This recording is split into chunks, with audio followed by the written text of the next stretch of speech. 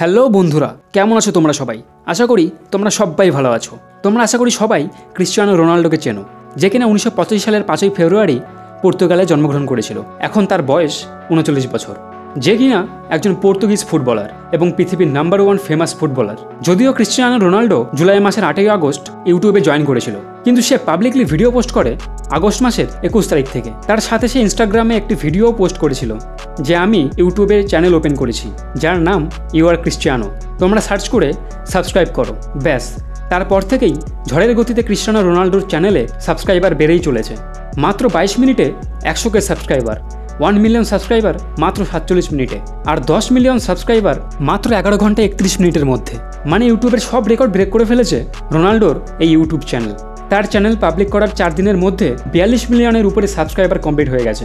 মাত্র একদিনেই Ronaldo silver play button, golden play বাটনও পেয়ে গেছে। সেটা রোনাল্ডো আনবক্সিং করে ভিডিওর মাধ্যমে পোস্টও করেছে। মানে সত্যি এটা একটা রেকর্ড যা মিস্টার বিস্ট, টি সিরিজের মতো বড় বড় চ্যানেলকেও মাত্র কয়েকদিনের মধ্যেই ছাপিয়ে যাবে। মিস্টার বিস্টের চ্যানেলে প্রায় 312 মিলিয়ন সাবস্ক্রাইবার এবং টি সিরিজের চ্যানেলে 272 মিলিয়ন সাবস্ক্রাইবার, যেটা কিনা করতে তাদের 10 থেকে 12 বছরেরও বেশি সময় লেগেছে। কিন্তু ভাবা যায় রোনাল্ডো মাত্র 4 দিনে 42 মিলিয়ন সাবস্ক্রাইবার।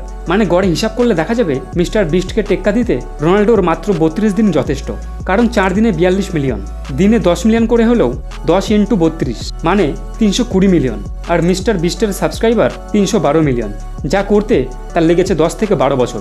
কিন্তু গড় হিসাব করে দেখা যাচ্ছে মাত্র 32 দিনে রোনাল্ডো সেটা ক্রস করতে পারে। দেখা যাক এই রেকর্ডও রোনাল্ডো ব্রেক করতে পারে কিনা। কিন্তু রোনাল্ডোর ঝড়ের গতিতে সাবস্ক্রাইবার বাড়ার কারণটা কি?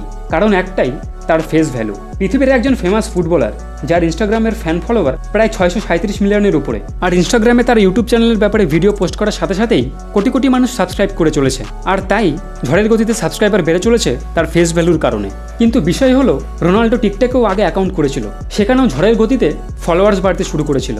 তাকে টিকটক এত টাকা দিতে পারবে না এবং সার্ভার ক্র্যাশ হতে পারে বলে তার অ্যাকাউন্ট ব্যান করে দেয়। কিন্তু ইউটিউবে এমন কিছু হবে না তো। প্রথম একদিনে রোনাল্ডো প্রায় লং আর শর্ট ভিডিও মিলিয়ে 19টা ভিডিও পোস্ট করেছিল।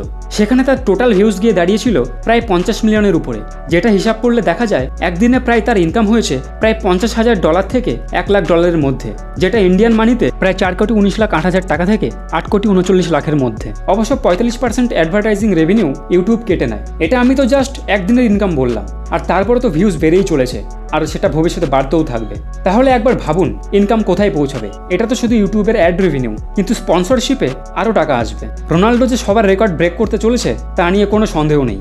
ইউটিউবে তো রোনাল্ডোর অ্যাকাউন্ট খোলা নিষিদ্ধ ছিল, সার্ভার ক্র্যাশ হয়ে যেতে পারে সেই জন্য। কিন্তু প্রশ্ন হচ্ছে যে এখন ইউটিউবে আসার প্রয়োজন কেন হলো রোনাল্ডোর? একটা ফ্যাক্টস বলি, শুনুন। হিসাব করলে দেখা যায় তার প্রায় 40 বছর বয়স হয়ে গেছে।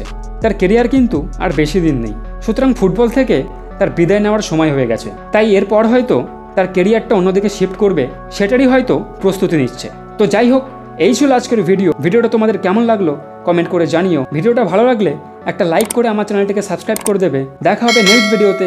ধন্যবাদ।